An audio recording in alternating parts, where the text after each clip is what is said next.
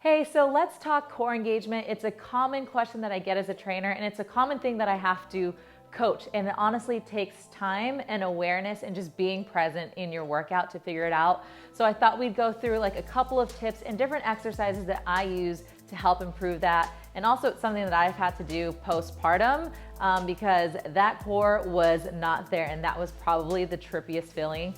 But it's something that I did postpartum to help build up, to help build that pelvic floor connection. I think that's something that's becoming a little bit more common and for people to become aware of. And it's something that we should carry with us all the time because it takes reps. So let's kind of dive into it. Let's start first by talking about the breathing and connection. So I'd want to start with a chair. So if you grab that here, and we take a seat here and we're sat up nicely, right? This is something that we talked about in prenatal coaching. It's something that you do postpartum, and it's something that, like, again, I said you should do all the time. But go ahead and take your hands around your rib cage, the widest part here. You can feel it, widening out, and we want to feel a 360 expansion all the way around. So as you're sat here, we're going to walk through this slowly. I want you to inhale. And as you inhale, feel the rib cage expand, okay? Let's do that again.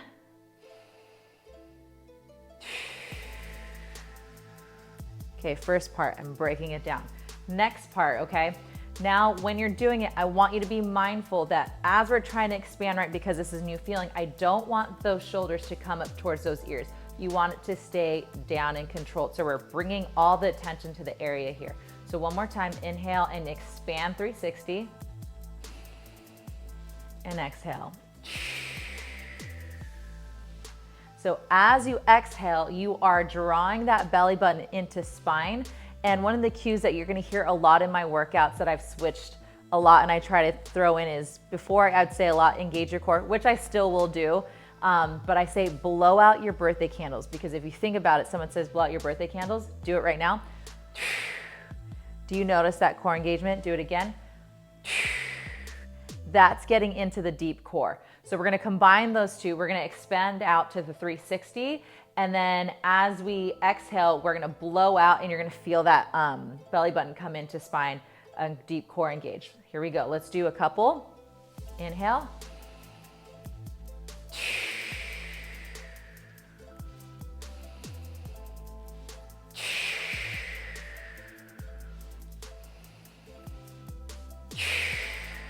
One more.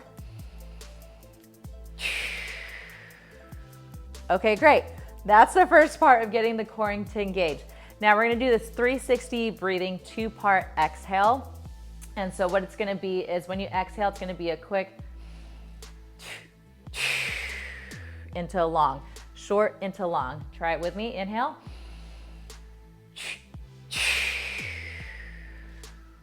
So our goal is, when we come into that second breath, we are gonna blow out as long as we can, and that's to help with the endurance of the core, to deepen that engagement and to strengthen it, okay? There's so many different parts to this that we can go on forever, but let's try it again. 360, 2-part exhale, short, and then as long as possible. Blow out those candles, because I'm getting up there too, so blow out all those candles as if you had individual ones, okay? Here we go, inhale.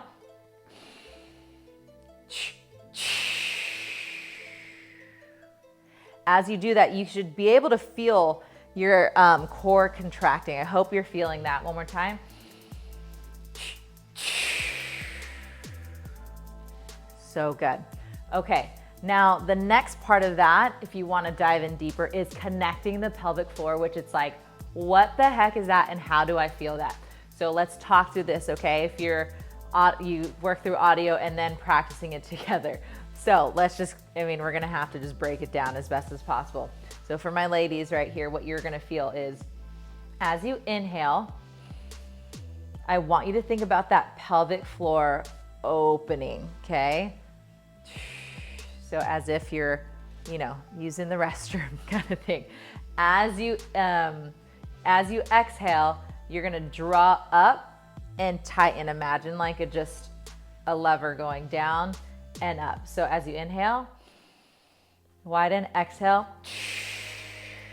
draw in. Exhale, or excuse me, inhale, get it right. Inhale, exhale. So it's like using the restroom, 1 and 2, and then draw it in, clean it up, okay? Let's go again, inhale.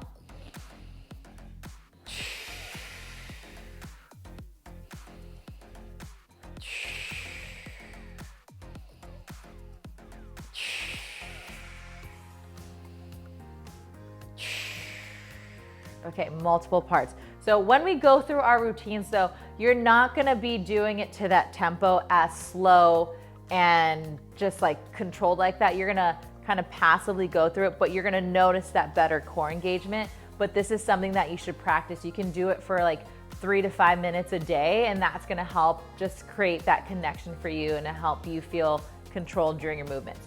Now, for some stuff that I do to help with core engagement, again, to keep that connection, because as we go through our routine, sometimes you notice, right, that your form might start to shift. That's what happens when we get tired and we fatigue. You start to compensate, different things happen, but we are here to bring in that control and awareness and know when we need to slow down and then just check in. Because our core is so important to our movements, you have to remember that all our movement starts from our core. This is our baseline, this is our stability. So the Pilates ball and the stability ball are 2 of my favorite things to go ahead and use for core engagement. So I want to show you a couple examples of movements you might want to try. All right, core, while glute bridges are known for hamstrings, it is also great for your core. So for the Pilates ball, I want to place it between my knees. Feet are going to be hip width apart. Flush your low back to the mat. Always use that cue there. Okay, so when you inhale, feel that engagement, that connection. Inhale and draw in. Take away that space. Try again.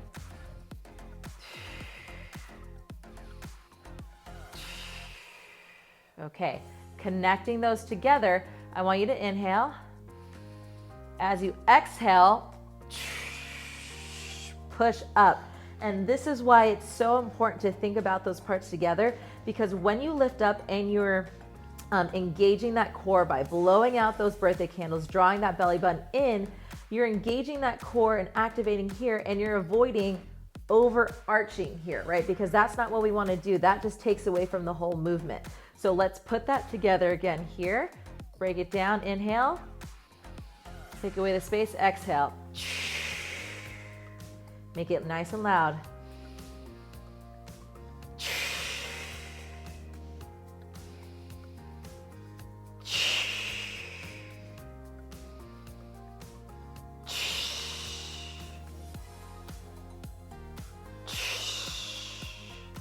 Good. And so while I did this with a Pilates ball, if you don't have one, that's okay. But this is something quick to, to add to your home gym. I would do it because it's just gonna help with that accountability for yourself. Like you can do it with a band as well to keep those knees wide. But I think there's something about having a ball there. As you're squeezing, it also reminds you like, oh crap, like something's happening here. This is something I need to be aware of. And you're also strengthening in those areas by having that tension. All right, another one that I love to do is with my stability ball, okay? This one is a whole nother level. Like I love dead bugs like nobody else, but when you add a stability ball, it's a different level of connection. So bringing your legs to reverse tabletop, flex those feet, you're gonna have your arms on the ball. You should automatically feel that core engage. And your core is engaged because you're holding the ball. And this is why I like it, because when we don't have the ball, we could just like be here passively. We don't think about our back. We're kind of just like, we could be willy-nilly if we're not into it and not present. But whether or not you're present when you have a ball, it's like, okay, well, I have to hold this, otherwise it's gonna fall on me. So if you have a stability ball, this is something I want you to add in. You're gonna have that tension on the ball. You're gonna feel that core engage. I feel that push here. And you're gonna go opposite arm and leg. And I can feel my core shake because I'm trying to stay engaged and keep that ball up. So when we bring in the breath and we slow it down, I want you to inhale.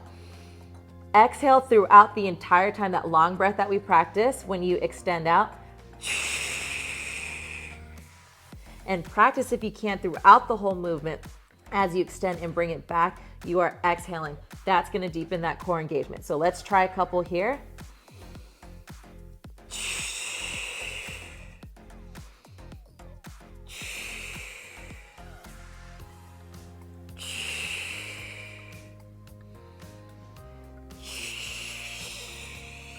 Inhale, center. Exhale. Inhale, reset that back. My core is already tired from those couple reps. So I think that proves my point, right? Even though I am more like seasoned, right? Because this is what I do for work, and you can be too. I'm not taking that away from you. But the point is, when you do things with intention and proper engagement, you're always gonna get that work that you need, right? In my mind, there's no like beginner movement that you're too good to go back for. All it is that foundation, and because it's foundation, you should always come back to it, right? Because that's what you built your base off of. So I love those floor movements. You know, people think about high plank as a good way to engage core, which is true. But if you don't feel like you have that proper core engagement, I love starting on the floor so you have that connection to your back. Again, all these like things kinetically that are gonna help you improve your core engagement. So hope that's helpful, and let's keep moving and playing together and implementing these things. I'll see you later. Thank you so much for moving with me today. Do not forget to like and subscribe. And if you're looking for some more exclusive moves, be sure to head to the link in my bio to join my Move with Maricris app, where you'll find more routines and challenges that fit every busy season of life. You'll also find recipes that are simplified meals that taste good and come without the extra chaos. And of course, you'll find a community of women and I who are waiting to support you. We are riding the roller coaster of life together, highs and lows. We got you. Hope to see you there.